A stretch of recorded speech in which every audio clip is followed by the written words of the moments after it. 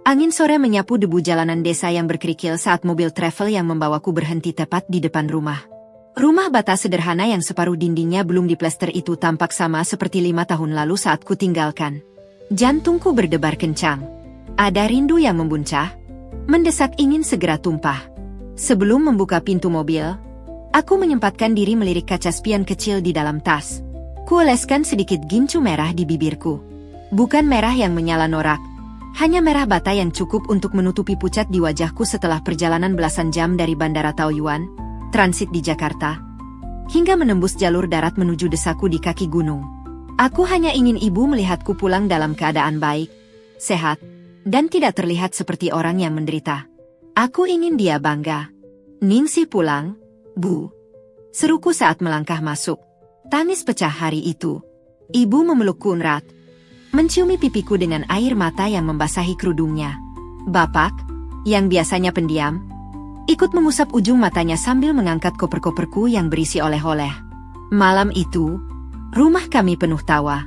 Wangi masakan ibu, sayur lodeh dan tempe garit, mengalahkan semua makanan mewah yang pernah kulihat di etalase restoran di Taipei. Aku merasa utuh kembali. Aku di rumah. Namun, euforia kepulangan itu rupanya tidak bertahan lama. Di desaku, tembok memiliki telinga, dan angin selalu membawa bisik-bisik yang tajamnya mengalahkan pisau dapur. Minggu pertama di rumah, aku mulai merenovasi bagian depan rumah bapak. Uang tabunganku selama 5 tahun bekerja di Taiwan cukup untuk mengganti atap yang bocor, memplester dinding, dan membelikan ibu sebuah mesin cuci agar tangannya tak lagi kebas menggilas baju di sungai. Aku juga sesekali berjalan ke pasar desa, menyapa tetangga, mengenakan baju-baju rapi yang kubeli dari pasar malam di Simending saat aku sedang libur, dan tentu saja, dengan gincu merah tipis yang selalu menghiasi bibirku.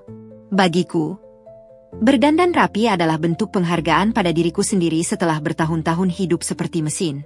Tapi bagi beberapa orang di desaku, penampilanku adalah sebuah kejanggalan. Awalnya, hanya tatapan mata yang aneh saat aku melewati pos ronda di ujung gang.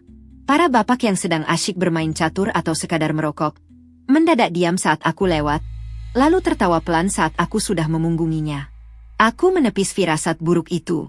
Sampai suatu pagi, saat aku sedang menemani ibu berbelanja di tukang sayur keliling, sayup-sayup aku mendengar percakapan yang menghentikan langkahku. Wah, Ningsih sekarang kulitnya mulus ya. Bibirnya merah terus, bajunya bagus-bagus. Beda banget sama pas belum berangkat. Dekil, ucap Bei Darmi, tetangga beda RT yang terkenal dengan mulut pedasnya. Ya namanya juga kerja di luar negeri. Tapi ya, gajinya gede banget, apa gimana sih sampai bisa langsung bangun rumah? Padahal kan katanya cuma ngurus orang tua. Jangan-jangan, ya, tahu sendirilah kerjaan perempuan di sana apaan. Sahut Bu Yayuk, setengah berbisik tapi sengaja dinaikkan nadanya agar terdengar oleh ibu-ibu lain. Darahku mendidih. Aku melihat ibu menunduk, buru-buru membayar sayuran, dan menarik tanganku pulang. Sepanjang jalan ibu diam. Sampai di rumah, ibu duduk di kursi kayu ruang tamu dan menangis sesenggukan. Andrew, kamu di sana kerja beneran, kan? Kamu nggak macam-macam, kan? Suara ibu bergetar, syarat akan ketakutan. Pertanyaan ibu seperti palu godam yang menghantam dadaku. Bukan karena aku marah pada ibu, tapi aku hancur menyadari bahwa fitnah keji itu telah masuk ke telinga wanita yang paling kucintai. Aku duduk bersimpuh di depan ibu. Ku pegang kedua tangannya. Ibu lihat mata Ningsih. Apa Ningsih kelihatan seperti pembohong? Kataku menahan tangis yang menumpuk di tenggorokan. Ningsih kerja halal, Bu. Sangat halal. Sampai rasanya tulang Ningsih mau patah. Ingatanku seketika terlempar kembali ke sebuah apartemen sempit di lantai 14 di distrik Songhe, New Taipei City. Selama 5 tahun, duniaku hanya berkisar di antara dapur, kamar mandi, dan kamar tempat amah. Nenek tua berusia 85 tahun yang menderita stroke dan demensia, terbaring. Setiap hari, aku bangun pukul 4:30 pagi saat udara musim dingin di luar sana bisa mencapai 10 derajat Celcius.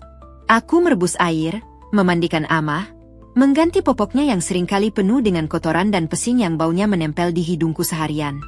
Aku harus mengangkat tubuh amah yang jauh lebih besar dariku dari tempat tidur ke kursi roda, 3 hingga 4 kali sehari.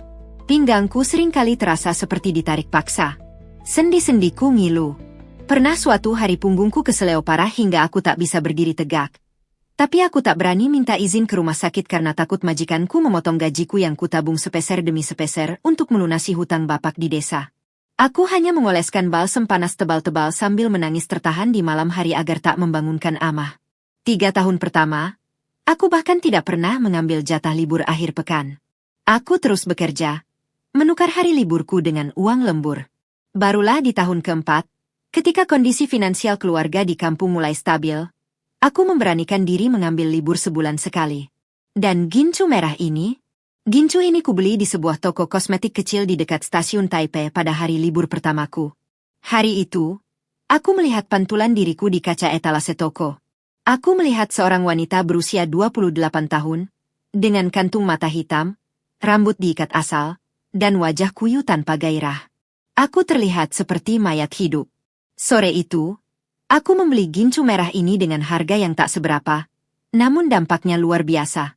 Setiap kali aku merasa lelah, setiap kali aku direndahkan atau dimarahi majikan karena hal sepele, aku masuk ke kamar mandi, mengoleskan gincu itu di bibirku, menatap cermin, dan berkata pada diriku sendiri, "Kamu manusia, Ningsih. Kamu punya harga diri. Kamu kuat." Gincu ini bukan alat untuk merayu pria. Gincu ini adalah tamengku. Gincu ini adalah caraku merawat kewarasanku di tengah sunyinya hidup sebagai kuli di negeri orang. Lalu sekarang, dengan entengnya orang-orang di kampung menuduhku menjual harga diri. Sore itu juga, aku membasuh wajahku. Aku menghapus gincu dari bibirku. Tapi aku tidak menghapus kemarahanku. Aku berjalan keluar rumah, menuju pos ronda di pertigaan desa tempat ibu-ibu biasa berkumpul menunggu penjual bakso bakwan, sementara bapak-bapaknya duduk meminum kopi. Aku tahu Bei Darmi dan Bu Yayuk ada di sana. Langkahku mantap. Saat aku mendekat, suasana mendadak hening. Mereka pura-pura sibuk melihat ke arah lain. Bei Darmi, Bu Yayuk, sore. Sapaku tenang, namun suaraku cukup keras untuk didengar semua orang di situ. Ningsih. Jalan-jalan, Neng? Jawab Bei Darmi salah tingkah. Aku tersenyum tipis, tapi mataku menatapnya lurus. Aku maju selangkah, lalu menyodorkan kedua tanganku tepat di depan wajah mereka. Kubalikkan telapak tanganku menghadap ke atas. "Bei, Bu, lihat tangan saya," ujarku lantang. "Silakan dipegang kalau perlu." Mereka terdiam, ragu-ragu melihat telapak tanganku yang jauh dari kata mulus. Kulitnya kasar, kapalan di sana-sini, dengan beberapa bekas luka bakar terkena minyak dan air panas yang memudar menjadi noda kecoklatan. Bibir saya mungkin merah karena gincu harga 100.000. Kulit saya mungkin bersih karena saya tidak lagi harus berjemur di sawah. Baju saya mungkin rapi karena saya tahu caranya menghargai uang hasil keringat saya sendiri. Tapi tangan ini, Bei, tangan ini kasar karena setiap hari, selama 5 tahun, tangan ini dipakai untuk menceboki orang tua yang bukan siapa-siapa saya. Napas saya mulai memburu, tapi aku menahan agar suaraku tidak bergetar. Orang-orang di sekitar mulai menoleh, memperhatikan dengan saksama. Tangan ini yang ngangkat tubuh manusia seberat 70 kilo dari kasur ke kursi roda sampai tulang belakang saya rasanya mau patah. Tangan ini yang membersihkan muntahan, menyuapi makan, dan mucek sprei penuh kotoran di saat suhu di luar sana bikin air terasa seperti es batu. Aku menatap mata Bu Yayuk yang kini menunduk, tak berani balas menatapku. Saya bangun rumah ini, saya belikan ibu saya mesin cuci, pakai darah dan air mata. Bu, kalau ibu atau bibi berpikir saya pulang bawa uang banyak dari hasil jualan di sana, silakan bilang langsung di depan muka saya. Jangan berbisik di belakang ibu saya sampai beliau menangis. Suasana hening total. Hanya suara angin sore dan gemeresik daun bambu yang terdengar. Beberapa bapak di pos ronda tampak menunduk. Salah tingkah. Mungkin teringat ikut-ikutan menertawakanku tempo hari. Saya ini TKW, BI, kuli, pembantu. Saya tidak malu dengan pekerjaan itu. Tapi saya tidak akan terima kalau kehormatan dan kerja keras saya dihina cuma karena pikiran kotor orang-orang yang kerjanya cuma duduk nongkrong dan ngurusin hidup tetangganya. Aku menarik napas panjang, menurunkan tanganku. Emosiku sudah tersalurkan. Beban berat di dadaku terasa sedikit terangkat. "Permisi," ucapku pelan, memutar badan dan melangkah kembali ke rumah tanpa menoleh lagi. Sejak sore itu, Tidak ada lagi bisik-bisik saat aku lewat. Kalaupun ada, mereka memastikannya tidak sampai ke telingaku. Beberapa hari kemudian, suami Bayi Darmi bahkan datang ke rumah Bapak, membawa segenggam rambutan dari kebunnya. Mengobrol basa-basi yang kutahu adalah bentuk permintaan maaf secara tersirat. Aku memaafkan mereka. Aku sadar, kecemburuan sosial dan ketidaktahuan memang seringkali melahirkan prasangka yang kejam. Mereka hanya melihat hasil akhir, tanpa pernah tahu rasa sakit dari prosesnya.